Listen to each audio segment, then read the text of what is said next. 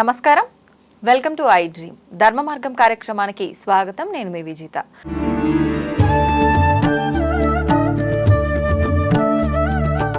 నమస్కారం గురుగారు. నమస్కారం అమ్మా, చెప్పండి. గురుగారు, చూస్తుంటాం కొత్త కొత్త స్వామీజీలని, సాధువులు అని రకరకాల వాళ్ళని చూస్తున్నాం. రోజులు గడిచే కొద్దీ కొత్త కొత్తగా పుట్టుకొస్తున్నారనే చెప్పాలి. అయితే ఏంటి, వాళ్ళకు కూడా రకరకాల పేర్లతో పిలుస్తుంటారు. నాగ సాధువులు అని, శివరుద్ర సాధువులు అని చెప్పి, అఘోరాలు అని చెప్పి. ఏంటి వీళ్ళందరి మధ్య వ్యత్యాసం ఏంటి? బలమైన ప్రశ్న. ఒక స్త్రీ శరీరం ఎంత విలువైందంటే అమ్మా, ఇప్పుడు మీరున్నారు, మీరు ఎంత అలంకర చేసుకున్నా అంత అందంగా ఉంటారు. ఒకవేళ మీరు అలంకర చేసుకోకున్నా అందంగా ఉంటారు. ఎలా తెలుసా తల్లి? అమాయకత్వం అంటే ప్రేమ, ఒక అనుబంధం, వంట వండాలన్న ఆ ప్రేమ, ఆ ఆప్యాయత. ఒక స్త్రీ ఎంత కోపపడినా మొహం ద్వారా కోపపడదు, నోటి ద్వారా మాత్రమే కోపపడుతుంది. కానీ ఆ ఎక్స్ప్రెషన్లో లేకపోతే ఇంకేదో విషయంలో అమాయకత్వం తెలిసిపోయి ఇంకా ఆడవాళ్ళు ఎంతే అని వెళ్ళిపోతారు. అదే మగవాడైతే చూసే చూపు కూడా అసహ్యంగా ఉంటుంది. కోపంలో ఉన్నాడు ఈయన అని. ఆడవాళ్ళది అలా చూపించడానికి రాదు. కాబట్టి ఏంటంటమ్మా, ఒక నాగసాధువు ఎవరు అని అంటే, స్త్రీకి మొదటి రక్షకుడు నాగసాధువుడు. ఎవరు? ఒక స్త్రీకి ఎందుకు రక్షకుడు అయ్యాడంటే అమ్మా, ఒకప్పుడు శతాబ్దాల క్రితం వెళ్దాం విషయం. మన పైన దండయాత్రలు జరుగుతున్న తరుణం ఎక్కువ ఉండేది. బుక్స్లో రాసి ఉన్నాయి అవన్నీ. అయితే మన దగ్గర ఎక్కువ శాతంగా ఇండియా మీద దండయాత్రలు ఎక్కువ అమ్మ శివుడి గుడిల కింద జరిగేది. ఎందుకంటే ఆయన దగ్గర సర్పం ఉండేది, ఎక్కువ నగలు, ఎక్కువ వజ్రాలు, వైడూర్యాలు దాచేవాళ్ళు. శివుడు ఎటర్నిటీ కదా. తర్వాత విష్ణు ఆలయాల కింద ఉండేది. వీళ్ళందరూ ఏం చేశారంటే అమ్మ, వేరే వేరే వేరే వేరే వేరే దేశస్తులంతా మన సంపద కొల్లగొట్టారు. మీరు బాగా గమనించండి. ఒక విగ్రహం కూడా మన దగ్గర చాలా కాస్ట్లీ ఉండేదమ్మా. ఈ రాయి అవన్నీ ఎత్తుకుపోయిన వాళ్ళు చాలా ఉన్నారు. ఇప్పుడు ఉన్నది ఓన్లీ 30-40% అమ్మ మన గుడిలలో సంపద. అందరు దోచుకెళ్ళిపోయారు. అలా దోచుకెళ్ళి వెళ్ళేస్తూ ఉంటే కొంచెం కాలక్రమేణా ఎన్నికెళ్ళినప్పుడు మన స్త్రీలను కూడా వీళ్ళు నిండుగా కట్టుకుంటారు, అమాయకంగా ఉంటారు. కాళ్ళ నుంచి మొదలు పెడితే తలదాకా వీరి యొక్క వివరణ చాలా చాలా ప్రేమగా ఉంటుంది, సాంప్రదాయం గొప్పగా అనిపిస్తుందన్న ఆ తరుణం, విచ్చలవిడితనం లేదు అన్న ఆలోచనని వీళ్ళు ఎత్తుకుపోయే తరుణం తెచ్చారు. ఆడవాళ్ళని ఎత్తుకుపోయేవాళ్ళు మన దగ్గర నుంచి. అలా ఎత్తుకుపోయే ఆ తరుణాన్ని మన దగ్గర జీర్ణించుకోలేకపోయారు మన వాళ్ళు. ఎలా? మన సంపద ఎత్తుకుపోయారు, మన విగ్రహాలు ఎత్తుకుపోయారు, మన గోపురాలు ఎత్తుకుపోయారు, అన్నీ ఎత్తుకుపోయారు. కానీ ఏదైనా మేము సంపాదించగలం, కానీ మా స్త్రీలని, మా అమాయకత్వాన్ని, మా యొక్క ప్రేమని, మా సౌభాగ్యాన్ని, మా పిల్లలని అన్న ఆ తరుణాన్ని శ్రీ శ్రీ శ్రీ దత్తాత్రేయుడు తట్టుకోలేకపోయాడు. ఆయన దత్తాత్రేయుడు భూమి మీద పుట్టి ఆయన ఊరు ఊర ప్రచారం కోసం తిరుగుతూ ఉండేవాడు. ఇప్పుడు నేను తిరుగుతున్నా అన్నా కదమ్మా, అలాగా ఆయన ఏం చేశాడంటే, నా శరీరం పోయినా పర్లేదు కానీ స్త్రీని కాపాడాలి అన్న తరుణం తెచ్చాడు. తెచ్చి ఒక ప్రకటన ఇచ్చాడు. నాకు శరీరం మీద ఆశ లేని వాళ్ళు, దైవం కోసం ప్రాణం ఇచ్చేవాళ్ళు, ముఖ్యంగా ఇల్లు సంసారం ఈ భూమండలాన్ని కాపాడే వీరులు కావాలి, కండకావరం ఉన్న వాళ్ళు కావాలి, పొగరుతో ఉన్న వాళ్ళు కావాలి అన్న ప్రకటన ఇచ్చాడు. ఓకే. 1200 మంది వచ్చారు.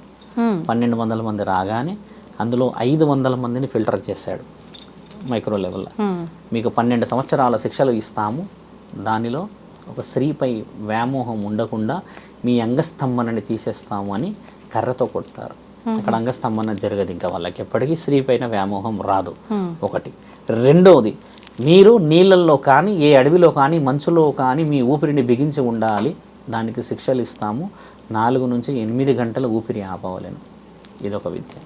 ఇంకొక విద్య, భిక్షాటన చేసి మాత్రమే భోజనం చేయాలి, 7 కడపలు మాత్రమే దాటాలి. 7వ కడపలో భిక్షాటన అడిగి వాళ్ళు ఇయ్యకపోతే వెనుదిరిగి వచ్చేసి మీరు ఆ రోజు మీ ఆహారం కేవలం నీళ్లు, ఊపిరి మాత్రమే.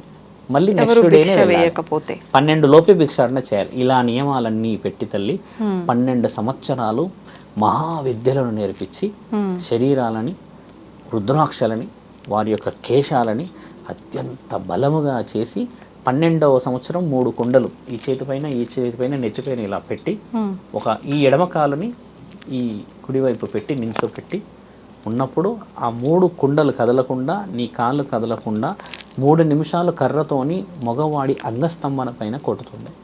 కొట్టినప్పుడు ఒకవేళ కుండ కింద పడినా, కాలు కింద పడినా విద్యకి నీవు అనర్హత సంపాదిస్తావు అర్హత కావాలంటే నేను పెట్టే ఈ శిక్షని భరించాలి, లాస్ట్ ప్రోగ్రెస్ రిపోర్ట్ అది. అలా చేసిన తర్వాత అమ్మ 3 నిమిషాల తర్వాత కర్రతో బాగా కొట్టిన తర్వాత ఇక్కడ బొట్టు పెడతారు. ఇప్పుడు నేను ఇలా పెట్టుకున్నాను, అలా బొట్టు పెట్టి హర హర మహాదేవ్ అని పెట్టి ఆయనకి నామాన్ని మార్చేవాళ్ళు. అలా మార్చిన తర్వాత ఆయన పునర్జన్మ తీసుకున్నవాడు అవుతాడు. అంటే ఆయన గత జీవితం అంతా ముగిసింది, కొత్త జీవితం వచ్చింది గురు సాధకుడు లాగా. అలా వచ్చాకమ్మా దండయాత్ర మళ్ళీ మొదలైంది. అప్పుడు 10,000 మందిని హరహర మహాదేవ్ అని తలలు తీసేశాడు. అది మన దగ్గర రాస్తుంది, మన దగ్గర యూట్యూబ్లో కూడా మీరు చూడొచ్చు. వాళ్ళ ఆ 10,000 మందిని వెనక్కి పంపించిన దేశం ఆఫ్ఘనిస్తాన్. ఆఫ్ఘనిస్తాన్ అని రాసింది కూడా. ఆ ఆఫ్ఘాన్ దేశస్తులని వెనక్కి పంపించి నేను ధర్మం కోసం మాత్రమే నీ తలను తీస్తున్నాను, అంతకు మించి నువ్వు నా శత్రువుడు కాదని చెప్పేసి తలలు తీసి వాళ్ళ కిందే పెట్టారు. అంటే ఇప్పుడు మీరు వచ్చారు గొడవపడ్డారు, మీ తల తీసి అక్కడ పెట్టడం వరకే. వాళ్ళు ఆ హరహర మహాదేవ్ అన్న ఆ యొక్క వైబ్రేటింగ్ చూసేమ్మా గుండెలు ఆగి చనిపోయినాయి 1000 గుర్రాలు. అంటే ఆ సౌండ్కి ఎక్కువ శాతంగా మగవాళ్ళది మెయిన్ అసెట్ గొంతే అమ్మ, చాలా గట్టిగా ఉండాలంటారు. ఆ అసెట్ కూడా దాన్ని నేర్పించేవాళ్ళు. వాళ్ళు ఆ అరిచిన తరుణం, వాళ్ళు కాపాడిన ఆ తరుణమే నాగసాధవులు. నాగసాధవులు అంటే అమ్మ ఇది అర్థం ముఖ్యంగా చాలా మంది తెలియాల్సింది, నగ్నంగా ఉండేవాళ్ళు నాగసాధువులు. నాగ సాధువులు అంటే అర్ధనగ్నంగా, ఏమీ ఉండకుండా ఒక చిన్న క్లాత్ మాత్రమే కట్టుకుంటారు ఇక్కడ అంతే. అలా ఉన్న ఆ తరుణాన్ని నాగసాధువులు అంటారు. వీళ్ళు కేవలం శివుడి యొక్క నామంతో పాటు మహాశక్తిని, విష్ణు మహానీయుడిని, సూర్య భగవానుడిని, వినాయకుడిని 5 దేవతలని పూజించేవాళ్ళు. శివుడే అంతిమమని, మహాశక్తి ఊపిరి కోసమని ఇలా 5 పూజించేవాళ్ళు. శాసన గ్రంథాల్లో వినాయకుడు మొదటి స్థానం. అయితే వీళ్ళు అఘోరాలు ఎవరు? మళ్ళీ నాగసాధువుల తరుణం ఇది కదమ్మా. మరి శివరుద్ర సాధువులు ఉన్నారా? ఉన్నారు. అయితే అఘోరాలు ఎవరంటే తల్లి, ఈ అఘోరాలంట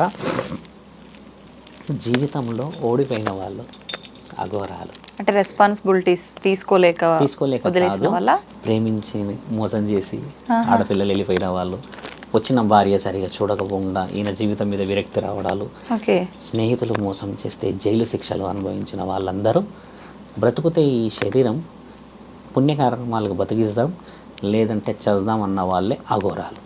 అఘోరాలకి పురుషత్వం ఉంటుంది, స్త్రీని గౌరవిస్తారే కానీ వాళ్ళు ఎప్పుడు కూడా స్త్రీని లొంగ తీసుకోరు. వాళ్ళకి మళ్ళీ 12 సంవత్సరాల శిక్ష ఉంటుంది అక్కడ. అలా చేస్తే అలా అలా ఆడవాళ్ళని ఇబ్బంది పెట్టడం కాదు, అఘోరాలకి కూడా 12 సంవత్సరాలు మళ్ళీ శిక్షిస్తారు. శిక్షణ ఆడవాళ్ళని చేసే తరుణం కాదు, వీళ్ళు చెయ్యరు. వీళ్ళు ఏం చేస్తారంటే మళ్ళీ ఈ నాగసాధువుల దగ్గరే వీళ్ళకి మళ్ళీ క్లాసెస్ 12 years. ఆ క్లాసెస్ అంతా అయిపోయినాక వాళ్ళు హరహర మహాదేవాన్ని ఓన్లీ శివుడిని మాత్రమే అహంకారంగా పూజిస్తారు వాళ్ళు. అందుకే అఘోరాలన్నీ దగ్గరికి పోవాలన్నా భయపడతారు.